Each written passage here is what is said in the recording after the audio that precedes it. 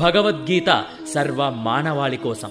చతుర్థోధ్యాయః యదా యదా హి ధర్మస్య గ్లానిర్భవతి భారత అభ్యుత్థానమధర్మస్య తదాత్మానం సృజామ్యహం. ఎప్పుడెప్పుడైతే ధర్మము క్షీణించునో అధర్మము ప్రబలునో ఓ అర్జున, ఆ సమయంలో నన్ను నేను భూలోకంలో సృజించుకుంటాను. ధర్మము అంటే నిజానికి మన ఆధ్యాత్మిక ఎదుగుదలకి పురోగతికి సహకరించే విహిత కర్మలే. దీనికి విరుద్ధమే అధర్మం.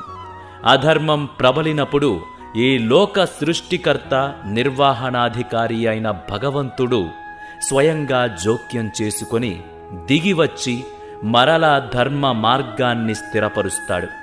ఇలా దిగిరావటాన్నే అవతారము అంటారు. శ్రీమద్భాగవతంలో ఇటువంటి 24 అవతారముల గురించి చెప్పబడింది. కానీ భగవంతునికి అనంతమైన అవతారములు ఉన్నాయని వేద శాస్త్రములు పేర్కొంటున్నాయి. అనాదికాలం నుండి ఉన్న అనంతమైన దేవుని అవతారములను ఎవరూ గణించలేరు. క్రింద చెప్పబడినట్టు ఈ అవతారములు 4 రకాలుగా వర్గీకరించబడ్డాయి. ఆవేశావతారములు. ఒక జీవాత్మయందు భగవంతుడు తన ప్రత్యేక శక్తిని ప్రవేశపెట్టడం మరియు ఆ జీవాత్మ ద్వారా కార్యకలాపాలు చేయటం.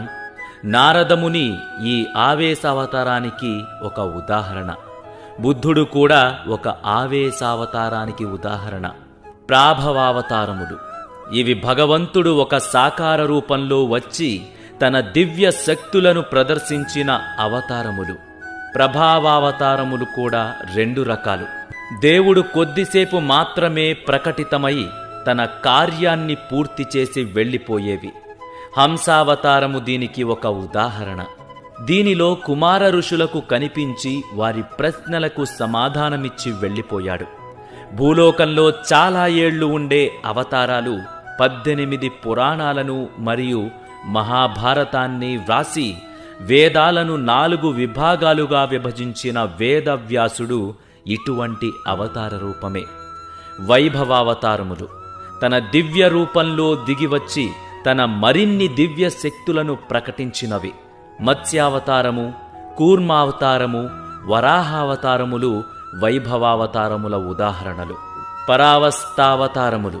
భగవంతుడు తన సర్వ మహోన్నత శక్తులను తన దివ్య స్వరూపంలో వ్యక్తపరిచినవి.